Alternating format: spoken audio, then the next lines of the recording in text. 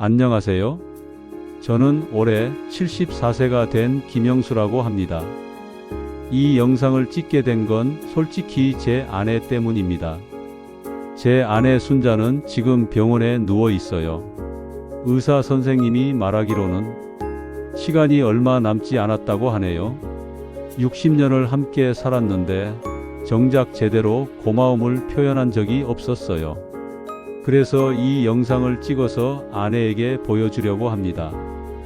혹시 여러분들 중에서도 사랑하는 사람에게 하고 싶은 말이 있다면 제 이야기를 들어보시고 꼭 표현하시길 바래요. 후회하기 전에 말이에요. 순자를 처음 만난 건 1965년이었어요. 저는 그때 19살, 순자는 17살이었죠. 부산 용두산 공원에서였습니다. 친구들끼리 놀러 갔다가 우연히 마주친 거예요. 그때 순자가 입고 있던 파란색 원피스 지금도 생생해요. 바람에 살랑살랑 흔들리는 모습이 정말 아름다웠어요. 그런데 저는 말 한마디 제대로 건네지 못했어요. 너무 떨려서요. 친구가 소개해줘서 겨우 인사만 했는데 그 순간부터 제 마음은 순자에게 완전히 빼앗겨 버렸어요. 그 후로 3개월 동안 매일 용두산 공원에 갔어요. 혹시 순자를 다시 만날 수 있을까 해서요. 결국 다시 만났고 그때 용기를 내어 편지를 전했습니다. 저와 친구가 되어 주시겠습니까? 라고 썼던 그 편지를 순자는 아직도 간직하고 있어요. 1967년에 결혼했어요. 그때는 정말 가난했습니다.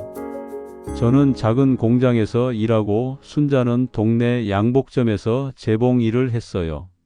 신혼집은 방 하나, 부엌 하나인 작은 셋방이었습니다. 화장실도 밖에 있었고 겨울엔 정말 춥더라고요.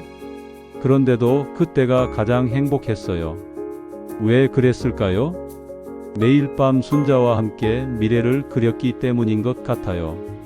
언젠가 우리도 큰 집에 살자, 아이들한테 좋은 교육도 시켜주자, 그런 꿈들을 이야기했어요.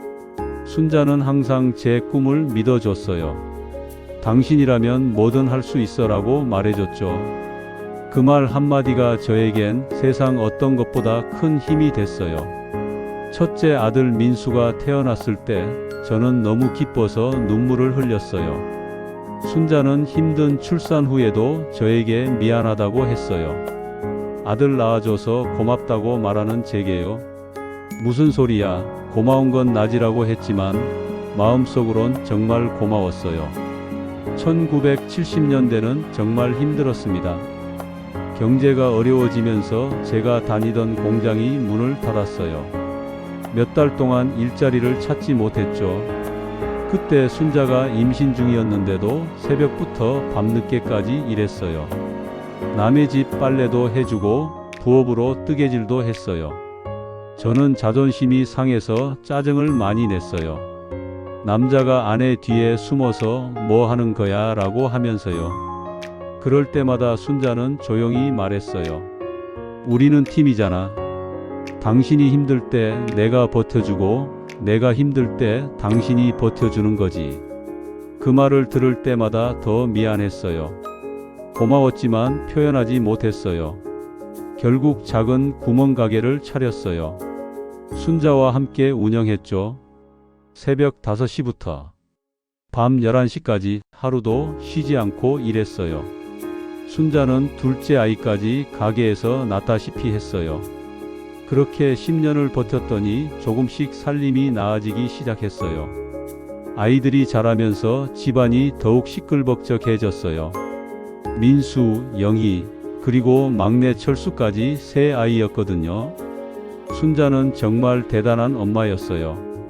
아침 6시에 일어나서 아이들 도시락을 싸고 가게 일을 하고 밤에는 아이들 숙제를 도와줬어요. 저는 주로 가게 일에만 신경 쓰느라 아이들과 많은 시간을 보내지 못했어요. 그런 제 대신 순자가 아이들의 엄마이자 아빠 역할까지 했어요. 민수가 고등학교에 합격했을 때 순자가 눈물을 흘리며 말했어요. 우리 아들이 이렇게 클 줄 몰랐네. 당신도 참 고생 많았어. 그때도 저는 뭘 그런 걸 가지고 그러냐고 했지만 마음속으론 정말 뿌듯했어요. 아이들 대학교 등록금 때문에 고민할 때도 순자가 먼저 방법을 찾았어요. 내가 또 일자리를 구해볼게. 우리 아이들 공부시켜야지. 그 모습을 볼 때마다 이 여자가 정말 대단하다고 생각했어요. 하지만 말로 표현하지는 못했어요. 너무 당연하게 여겼던 것 같아요. 40대 후반쯤 됐을 때 저에게 큰 시련이 있었어요.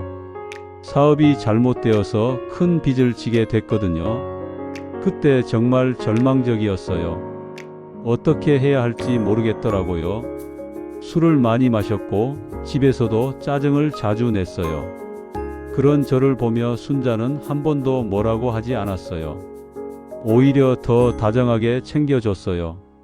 어느 날 술에 취해서 내가 이 집의 기둥인데 이렇게 되면 어떡하냐고 울부짖었어요.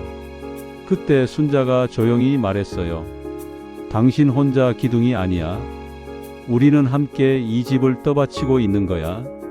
힘들 때일수록 함께 견뎌야 해. 우리는 지금까지도 그래 왔잖아.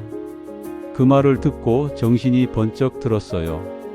아, 내가 혼자가 아니구나. 이 여자가 항상 내 옆에 있었구나. 그때부터 다시 힘을 내서 일을 시작했어요. 순자도 다시 부업을 구해서 함께 빚을 갚아 나갔죠. 5년이 걸렸지만 모든 빚을 갚았어요. 그때 순자에게 고생시켜서 미안했다고 말했어요. 순자는 웃으면서 이제야 말아내라고 했죠. 아이들이 모두 결혼하고 독립한 후엔 순자와 둘만 남게 됐어요. 처음엔 좀 어색했어요. 아이들 이야기만 하다가 갑자기 할 말이 없어진 거예요. 그런데 순자가 먼저 제안했어요. 우리도 이제 우리만의 시간을 가져보자. 그래서 등산을 시작했어요. 매주 토요일마다 산에 올랐죠. 처음엔 힘들었지만 산에서 순자와 나누는 대화가 참 좋았어요. 지금까지 고생만 했는데 이제 좀 여유롭게 살자. 맞아, 우리도 이제 우리를 위해 살 때가 됐어. 그때서야 순자의 진짜 모습을 알게 된 것 같아요. 항상 가족을 위해서만 살아왔던 이 여자가 사실은 꿈이 많은 사람이었어요. 나도 젊었을 때 여행을 많이 하고 싶었는데, 책도 많이 읽고 싶었는데 시간이 없었네. 그런 이야기들을 들으면서 미안했어요. 이 사람의 꿈을 생각해 본 적이 없었구나 싶어서요. 그래서 60대가 되어서라도 순자의 꿈을 이루어주고 싶었어요. 65세에 정식으로 은퇴한 후 순자와 여행을 많이 다녔어요. 제주도, 부산, 경주. 젊을 때 가지 못했던 곳들을 함께 다녔죠. 순자는 여행 갈 때마다 정말 행복해했어요. 사진도 많이 찍고 기념품도 사고. 그런 순자를 보면서 이런 생각이 들었어요. 아, 내가 이 사람을 정말 행복하게 해줬구나. 하지만 동시에 후회도 됐어요. 더 일찍 이렇게 해줄걸? 여행을 다니면서 순자가 자주 말했어요. 당신과 함께 늙어가는 게 참 행복해. 우리 정말 잘 살았지? 그럴 때마다 가슴이 뭉클했어요. 이 사람이 저와의 인생을 후회하지 않는구나 싶어서요. 작년 봄 벚꽃 구경을 갔을 때였어요. 순자가 벚꽃 아래에서 제 팔짱을 끼고 말했어요. 우리가 함께한 60년이 벚꽃처럼 아름다웠어. 그때 정말 감동받았어요. 이런 표현을 하는 순자가 새로웠어요.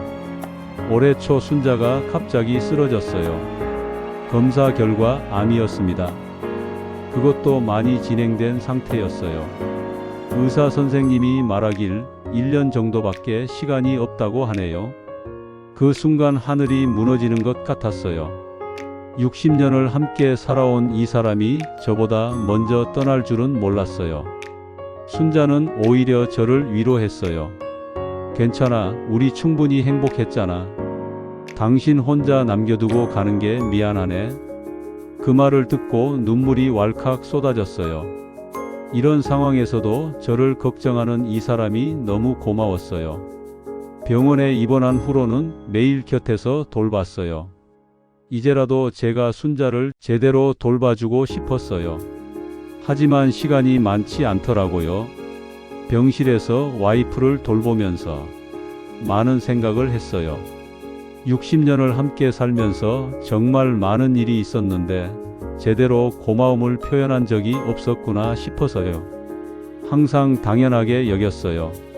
순자의 희생을, 사랑을, 고맙다, 사랑한다, 미안하다는 말을 왜 그렇게 아꼈을까요? 남자라서? 창피해서? 지금 생각하면 정말 바보 같았어요. 어젯밤에 순자가 제 손을 잡고 말했어요. 당신, 나는 정말 행복했어. 후회 없어. 그 말을 들으니까 더욱 할 말이 많아졌어요. 그래서 이 영상을 찍게 된 거예요. 순자에게 직접 말하기엔 너무 부끄럽고 또 울음이 날까 봐서요. 여보, 이 영상을 보고 있나요? 60년 동안 하지 못했던 말들을 지금이라도 하고 싶어. 첫 번째로 정말 고마워. 나 때문에 고생만 시키면서도 한 번도 불평하지 않았지. 가난할 때도 힘들 때도 항상 내 편이 되어줬어. 아이들 키우느라 자신의 꿈은 포기하면서도 우리 가족을 위해 희생했어. 그 모든 게 다 고마워. 두 번째로 사랑해. 60년 전 처음 널 만났을 때부터 지금까지 한순간도 사랑이 식은 적이 없어. 나이 들어서도 넌 여전히 17살 때의 그 아름다운 모습 그대로야. 매일 아침 내 얼굴을 보는 게 내게는 큰 행복이었어. 세 번째로 미안해. 더 자주 사랑한다고 말해줄 걸 그랬어. 더 자주 고맙다고 표현할 걸 그랬어. 당신 꿈도 더 많이 들어주고 함께 이뤄줄 걸 그랬어. 때로는 화를 내고 짜증을 부렸던 것도 미안해. 마지막으로 자랑스러워. 당신은 세상에서 가장 훌륭한 아내였고 어머니였어.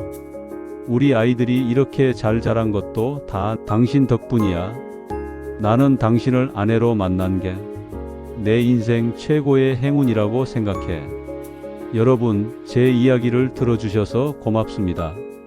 저는 74살이 되어서야 이런 깨달음을 얻었어요. 사랑하는 사람에게 마음을 표현하는 건 부끄러운 일이 아니에요. 오히려 하지 않으면 후회하게 돼요. 여러분들은 저처럼 늦지 마세요. 지금 당장 사랑하는 사람에게 전화해서 말해보세요. 고마워요, 사랑해요, 미안해요 라고요. 그 말 한마디가 그 사람에게는 세상 무엇보다 큰 힘이 될 거예요. 제가 순자에게 60년 동안 제대로 표현하지 못했던 사랑을 이제라도 전할 수 있어서 다행이에요. 비록 늦었지만 후회는 없어요.